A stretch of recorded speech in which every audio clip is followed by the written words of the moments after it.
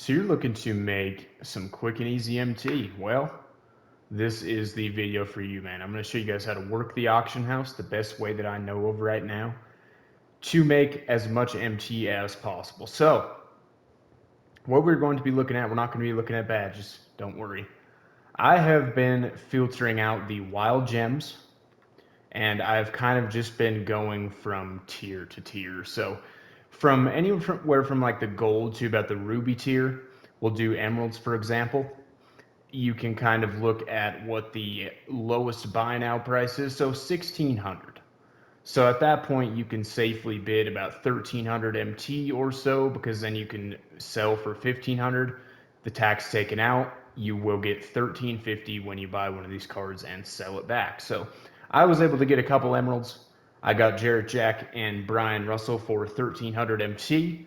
With, I think I got like an extra 100 MT back as well. So not a ton of MT there, but if you wanted to like mass bid on emeralds or golds or sapphires, whatever tier of your choosing, man, you could go ahead and do that, and then you could hit on some of them, sell all of them back. You're going to make some good MT doing that if you want to do it with emeralds. But then if we're looking at tiers that, so with golds to rubies, that's what you're going to want to be doing. You're going to want to be looking at the specific value, bidding kind of the same amount on each one because they all go for a similar value. But then when we get to about, like, I would say amethyst and above, maybe ruby and above, but I would say amethyst and above, you can go. So I know that the amethyst wild gems are going for about 15K. That is about the lowest price for them right now. Let's see if that is still the case. Yes, it is about 14,950, 13,600 for a couple of those specific ones. So you can put your max bid of amethyst up to 15,000 MT. And then what you're going to want to do with amethyst and above tiers is you're going to want to back out and look at their value. We've talked about that kind of at the end of last year too, with varying values of cards. And when you do get to this tier, cards do start to vary in value a little bit more. So for example, that is why I did not bid on this Rodney McRae, because I see that this one is a 19,150 buy now. So I know that there's probably lower buy nows later on if I kept scrolling. So I did not bid 12,450 on that because I don't think it'll be worth the time investment. Same thing with Nate Archibald there, but this Nate McMillan, I backed out and saw that the lowest one was at about 30K, kind of like with those Jarrett Jacks that I just put up. So at that point, I was like, okay, I'll bid like 15,000. And then it's going to be the same thing with this Steve Nash. I looked, he's about 30, 35K as well. When he is about to end, I will go in here once I get some of this MT back. I'm running a little low because I took about a week off, but I got about 50, 60K from down in Breakout earlier. Now I'm just working the auction house.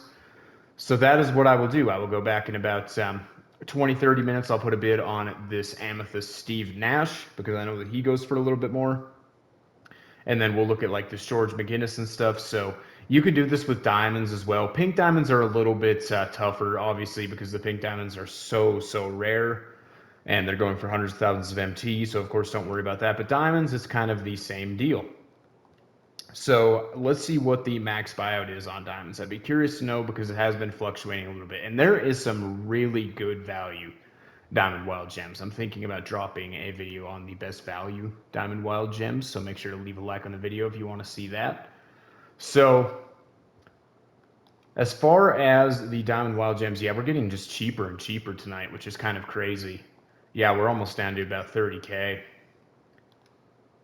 So it's kind of the same. You could put your max bid at about 30. If you see like one that you think might be kind of rare pop up, back out and see what the appropriate bid will be to put on it for the purpose of reselling, if that makes sense, man. So yeah, I just think if you guys work it, and the reason that I'm focusing specifically on wild gems is because there's so many of them, and I've had better luck with not getting outbid on them for some reason. I don't know really why that is the case, but it just kind of is. So neither one of these two. I know that Jim King is pretty cheap, but like this Elvin Adams, maybe when he is about to end, he might be. And then this Jeff Hornacek, I think that he's going for like 35K.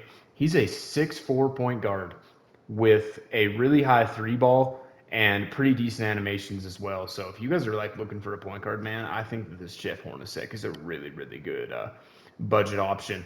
And there was another point guard that was pretty cheap too, Paul Westphal.